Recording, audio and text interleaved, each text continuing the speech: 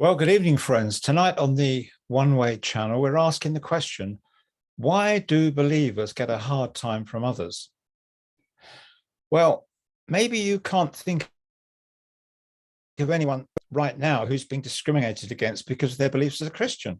But in many parts of the world, just to be even thought of as a Christian, or indeed any other religious minority, is a recipe for persecution. If you were to try to preach about Christianity in, say, China or Myanmar or Dagestan or Afghanistan, Algeria, Morocco, Saudi Arabia, Dubai, Iran, I'm just giving those as examples, and there are many more, you'll be guaranteed more than a passing interest of the police or the security services of that country. Chances are you would be arrested and questioned, and with luck, deported. If you are not so lucky, you will be imprisoned, tortured, and whatever else might follow. So, what is so bad about being a Christian? Are Christians dangerous? What do you think a Christian does that makes them so feared by the authorities? After all, they follow the teaching of a man who was loving and peaceful, a man who never hurt anyone, who told us to pay our taxes, to live peaceable lives, not to fight, to love their neighbors, not to steal or act corruptly, even to love those who are out to hurt them. So far, these Christians don't seem at all dangerous. On the face of it, these Christians seem like ideal citizens.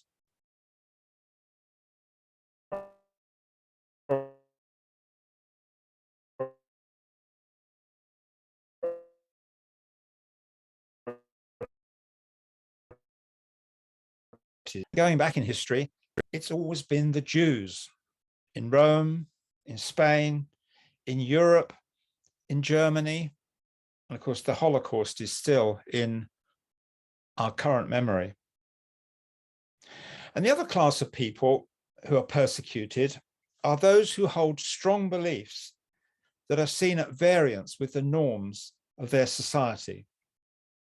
We think of the growth of communism or Marxism, people's attachment to ideals of a better society or way of government.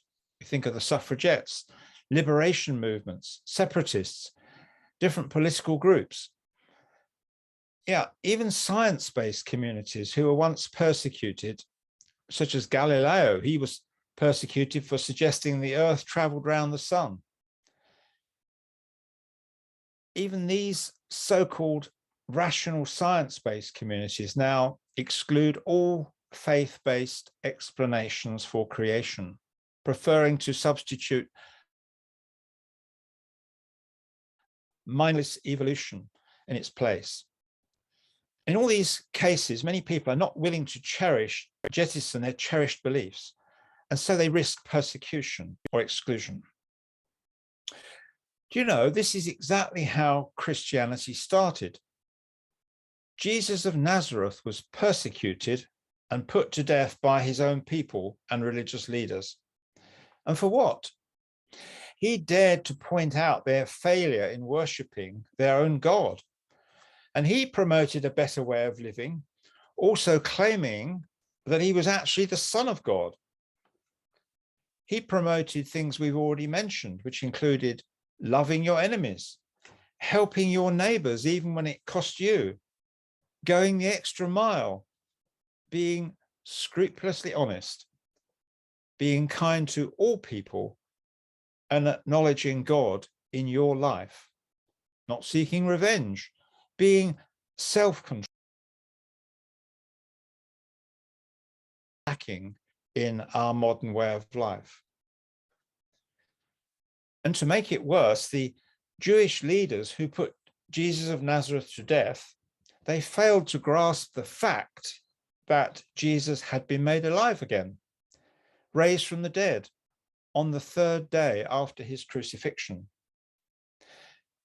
They were faced with a new threat 7 weeks later when the followers of Jesus started telling everyone in Jerusalem that Jesus was alive again, and it was their leaders who had put him to death. It wasn't just a blame game.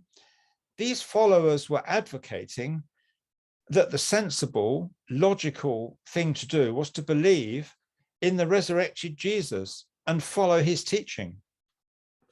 And why would they want to do this? What motivated them to take this course of action, which they knew would upset the authorities? Well, it was for the forgiveness of their past sins and the hope of a future life in a new kingdom where Jesus would be the king, effectively king of the whole world. Sounds fantastic?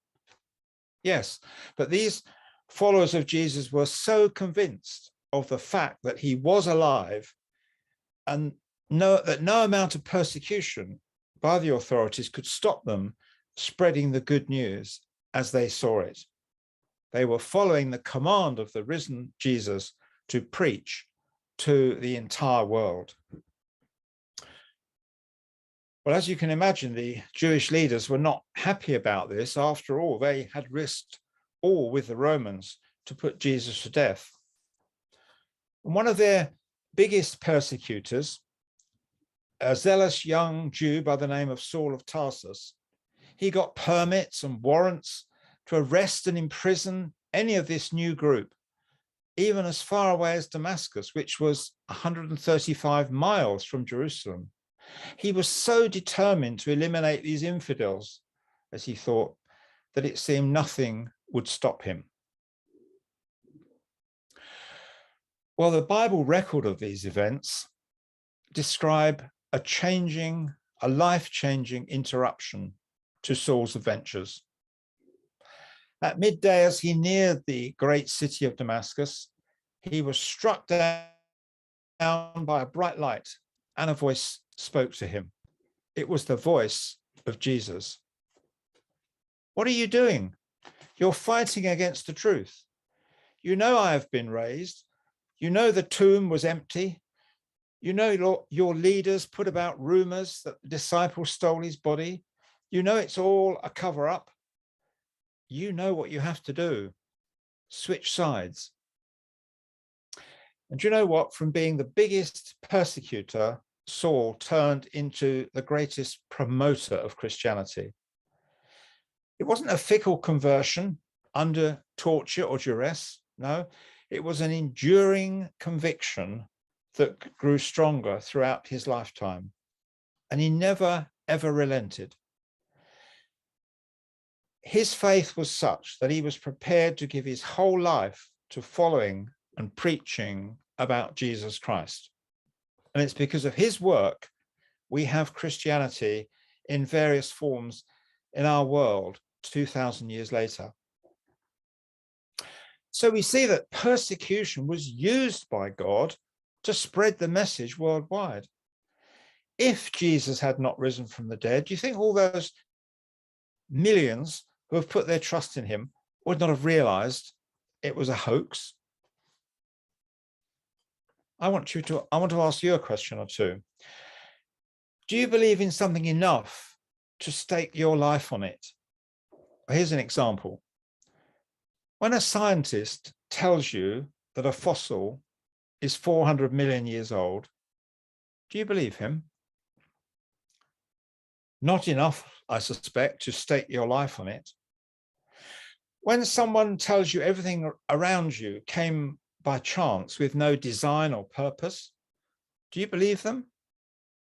Would you bet your life on it? Well, that is what the majority of people are doing, almost unconsciously. Like the young Saul, they don't want to face the facts. Well, Jesus had a message for his followers, his friends. He told them, if the world hates you, keep in mind that it hated me first. If you belong to the world, it would love you as its own. As it is, you do not belong to the world, but I have chosen you out of the world. That is why the world hates you. They will treat you this way because of my name, for they did not know the one who sent me. So what Jesus is saying there is that because people don't know about God, then they cannot know really about Jesus. If a Christian is really convinced that God sent Jesus into the world, if a Christian is really convinced that God raised Jesus from the dead, then he will be prepared to stand up for his faith and follow the example of Saul, or Paul as he became known. It's all about counting the cost. Jesus told his disciples that they were students and could expect to receive the same treatment that he as their teacher would receive. And he said, don't be afraid of those who kill the body but cannot kill the soul. Rather, be afraid of the one who can destroy both soul and body in hell. He says, are not 2 sparrows sold for a penny? Yes, insignificant, yet not one of them will fall to the ground apart from the will of your Father. That's God. Even the very hairs of your head are all numbered. Jesus said, whoever acknowledges me before men, I will acknowledge before my Father in heaven. And the flip side, denial of Christ will bring his denial before God. So here is the cost of being a Christian. Anyone who does not take his cross and follow me is not worthy of me. Whoever finds his life will lose it, and whoever loses his life for my sake will find it. So you see, a true Christian will be prepared to stand up for his or her beliefs despite the potential loss of advantage in this life, because at the root of their hope is a better future existence. I'm going to quote from a lecture that was given by a Christadelphian, Robert Roberts, to thousands of people in Birmingham at some lectures in England in 1893. It's an appeal to make a choice in life, an appeal which we still make today. This is Robert speaking. Not everyone that saith unto me, Lord, Lord, shall enter the kingdom, but he that doeth the will of my Father. Now is the time for doing of that will as revealed. Separate yourselves from the multitude that refuse to do it. Don't wait until the only permissible response to your frantic appeal must be too late, too late, too late. Now is the accepted time. Now, while God is dishonored. Now, while all is darkness. Now, while the Bible is unheeded. Now, while there is nothing but promise. Now, while men blaspheme. Now, while the voice of wisdom is a still small voice on the ear of reason, from which fools turn away. This is the time for that victory of faith, without which it is impossible to please God. Yes, they were stirring words in those days. So committed Christians are not cranks. They're not religious maniacs, fools, or masochists in love with martyrdom or persecution. No, they dare to be different, not for stubbornness of pride or self-conceit, but for the meekness and gentleness of Christ. In that spirit, they're prepared to suffer all things for Christ. For what, said Jesus, will it profit a man if he gains the whole world and forfeits himself? We live in a world of uncertainty where human guidance is vain. The Bible is the only source of God's wisdom given to man. In it is a promise of a life more fulfilling, more meaningful, and above all, everlasting. That's God's plan. Well, thank you for listening. Before I go, I've just got a couple of book recommendations that I'd like to make to you that I've used during the preparation of my talk. The first one discusses this issue of science and belief, and it's called God's Undertaker. It's by John Lennox. That's available from Amazon. Science, he says, has squeezed God into a corner, killed and then buried him with its all-embracing explanations. Atheism, we are told, is the only intellectually tenable position, and any attempt to introduce God is likely to impede the progress of science. Well, John Lennox shows that that's not the case. It's sensible and rational to believe in God. And the second book I have is one which is available from the Christadelphian office in Birmingham. It's called The Protesters, and it goes through the persecutions that true believers have suffered over the centuries. It's by Alan Eyre. And I'm just going to quote a few words from the beginning. I know I've gone over my time, but it says the purpose of this book is to tell how a number of little-known individuals, groups, and religious communities strove to preserve or revive the original Christianity of apostolic times.